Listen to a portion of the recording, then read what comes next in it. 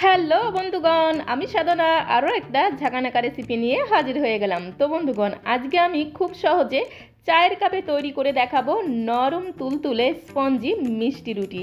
আর এই মিষ্টি রুটিগুলো খেতে জাস্ট অসাধারণ লাগে। ঘরে থাকা সামান্য কয়েকটি উপকরণ দিয়ে ঝটপট করে বানিয়ে নেওয়া যায়। তো চলো আর দেরি না করে রেসিপিটা শুরু করা যাক।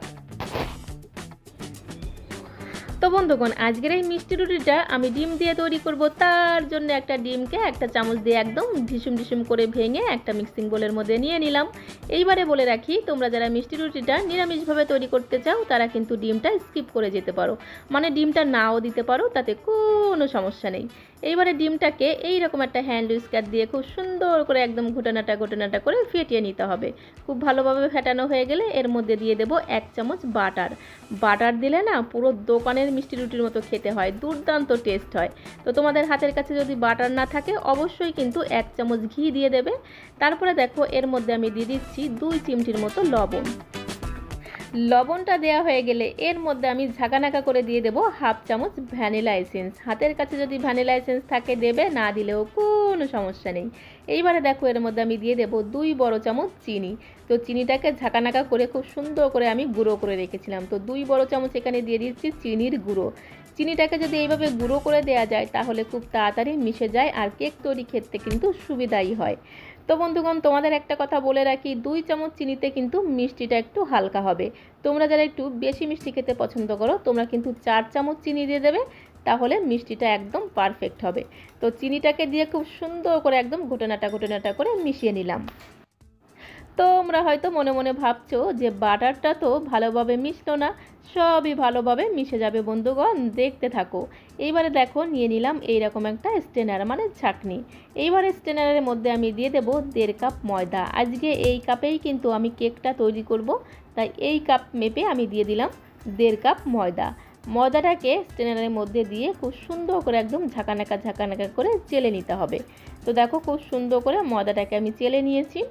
এইবারে ময়দাটা খুব ভালোভাবে চালা হয়ে গেলে এর মধ্যে আমি দিয়ে দেবো 1/2 চামচ বেকিং পাউডার আর দিয়ে দেবো 2 থেকে 3 চিমটির মতো বেকিং সোডা। বেকিং পাউডার আর বেকিং সোডার পরিমাণ যেন বেশি না হয়ে যায়।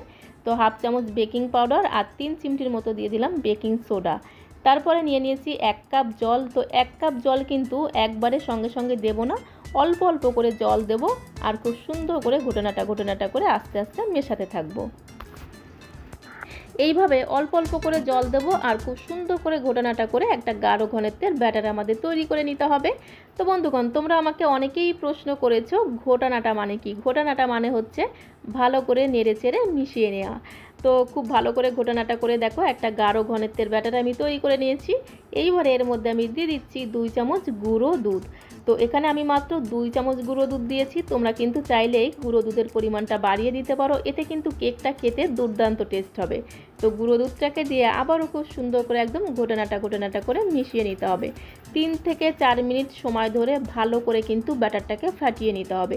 যত ভালোভাবে ব্যাটারটাকে ফেটানো হবে কেকটা কিন্তু ততটাই দুর্দান্ত তৈরি হবে। তো দেখো খুব সুন্দর করে একদম মাখনের মতো একটা ব্যাটার আমি তৈরি করে নিয়েছি। আর ব্যাটারের ঘনত্বটা ঠিক এই রকম হবে, খুব বেশি যেন পাতলা না হয়ে যায়, তাহলে কেকটা কিন্তু ভালো হবে না। তারপরে দেখো এখানে নিয়ে নিয়েছি 4টে চায়ের কাপ। আজকে এই কাপ মেপেই আমি কেকগুলো তৈরি করব। তো প্রতিদিন আমরা যে কাপে চা খাই সেই কাপ নিয়েছি 4টে। এইবারে চায়ের কাপের মধ্যে খুব সুন্দর করে ঝাঁকানাকা করে একটু সাদা তেল আমি ব্রাশ করে দিচ্ছি। তো এখানে আমি সাদা তেল ব্রাশ করছি, তোমরা চাইলে কিন্তু এখানে ঘি অথবা বাটারও ব্রাশ করে দিতে পারো। তো দেখো প্রত্যেকটা কাপের মধ্যে খুব সুন্দর করে ব্রাশ দিয়ে একদম ঝাঁকানাকা করে সাদা তেল ব্রাশ করে দিতে হবে। তো দেখো খুব সুন্দর করে একদম ঝাঁকানাকা করে প্রত্যেকটা কাপের মধ্যে আমি তেল ব্রাশ করে দিয়েছি। এইবারে 1 থেকে 1.5 হাতার মতো ব্যাটার আমি প্রত্যেকটা কাপের মধ্যে দিয়ে দেব। তবে কাপগুলোকে কিন্তু পুরোপুরি ভর্তি করে দেওয়া যাবে না, হাফ কিন্তু ফাঁকা রাখতে হবে। তো 1 থেকে 1.5 হাতার মতো ব্যাটার আমি প্রত্যেকটা কাপের মধ্যে দিয়ে দেবো আর কাপের অর্ধেকটা অংশ কিন্তু ফাঁকা রাখবো, কারণ কেকটা যখন ফুলে উঠবে তখন পুরো কাপটা কিন্তু ভরে যাবে। তো দেখো 1 থেকে 1.5 হাতার মতো ব্যাটার একদম ঝাঁকানাকা করে প্রত্যেকটা কাপের মধ্যে দিয়ে দিলাম। এইবারে কাপগুলোকে ধরে এইভাবে একটু ট্যাপ করে দিতে হবে, এতে কী হবে মিশ্রণটি খুব ভালোভাবে কাপের মধ্যে সেট হয়ে যাবে। তো দেখো প্রত্যেকটা কাপগুলোকে কিন্তু এইভাবে একটু ট্যাপ করে দেব। তারপরে চলে আসলাম কড়াইয়ের কাছে। কড়াইতে আমি বেশ কিছুটা বালি গরম হতে বসিয়ে দিয়েছিলাম। গ্যাসের ফ্লেম হাইতে রেখে 5 মিনিট বালিটাকে খুব ভালোভাবে গরম করে নিয়েছি।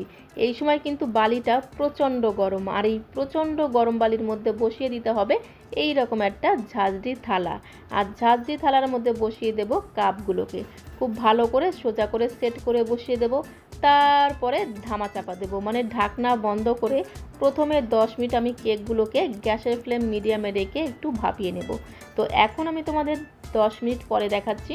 প্রথম অবস্থায় 10 মিনিট কেকগুলোকে ভাপিয়ে নিয়েছি, আর কেকগুলো দেখো অনেকটাই কিন্তু ফুলে উঠেছে। এই সময় এর মধ্যে আমি দিয়ে দেবো মুরব্বা। বেশ কিছুটা মুরব্বা আমি একটু টুকরো টুকরো করে কেটে রেখেছিলাম। তো কেকের উপরে এইভাবে হালকা করে দিয়ে একটু প্রেস করে দিতে হবে, খুব বেশি জোরে কিন্তু প্রেস করা যাবে না। 10 মিনিট পরে কিন্তু এইভাবে মুরব্বাগুলোকে কেকের উপরে বসিয়ে দিয়ে আবারও ধামা চাপা দেবো। তো বন্ধুগণ, আরও 10 থেকে 12 মিনিট আমি কেকগুলোকে ধামা চাপা দিয়ে রেখেছিলাম, মানে ঢাকনা বন্ধ করে কেকগুলোকে খুব ভালো করে একদম বেক করে নিয়েছি। তো দেখো উপর দিয়ে একদম ব্রাউন কালার চলে এসেছে, আর কেকটা কিন্তু পারফেক্টভাবে বেক হয়ে গেছে। তার জন্য একটু কাঠি দিয়ে চেক করে দেখছি যে কাঠির গায়ে লেগে আছে কিনা। তো কাঠির গায়ে লেগে নেই, মানে কেকগুলো খুব ভালোভাবে বেক হয়ে গেছে। আর কেকগুলোকে দেখো এইবার একটি প্লেটের মধ্যে ঝাঁকানাকা করে নামিয়ে নিয়েছি। তারপরে কাপগুলোকে খুব ভালো করে ঠান্ডা করে নিতে হবে, তারপরে কিন্তু কেকগুলোকে ডিমোল্ড করতে হবে। আর দেখো কেকগুলো কিন্তু সাইড থেকে অটোমেটিক্যালি কিন্তু খুলে গেছে। তো ভালো করে ঠান্ডা করে তবেই কিন্তু কেকগুলোকে ডিমোল্ড করবে, তাহলে দেখবে কেকগুলো আর চায়ের কাপে আটকে যাবে না। তো খুব সুন্দর করে একটা খুন্তির পেছন দিয়ে অথবা যে কোনো একটা চামচের পেছন দিয়ে একটু ঘুরিয়ে নেবে, তাহলে দেখবে কেকগুলো একদম ঝাঁকানাকা করে খুলে আসবে। তো দেখো কত সুন্দর একদম কিউট কিউট মিষ্টি রুটি তৈরি হয়ে গেল। চায়ের কাপে ঝটপট করে তৈরি করে নেওয়া যায়। তো দেখো প্রত্যেকটা কেকগুলোকে এইভাবে আমি কাপ থেকে ডিমোল্ড করে নেব। তো বন্ধুগণ, প্রত্যেকটা মিষ্টি রুটিকে আমি একদম ঝাঁকানাকা করে ডিমোল্ড করে নিয়েছি। যেহেতু চায়ের কাপে আগে থেকে তেল ব্রাশ করে রেখেছিলাম, আর চায়ের কাপগুলোকে খুব ভালো করে ঠান্ডা করে তবেই কিন্তু ডিমোল্ড করতে হবে, তাহলে দেখবে খুব সুন্দর করে একদম ঝাঁকানাকা করে কেকগুলোকে খুলে যাবে। তো দেখো কত সুন্দর তৈরি হয়ে গেল কিউট কিউট মিষ্টি রুটি।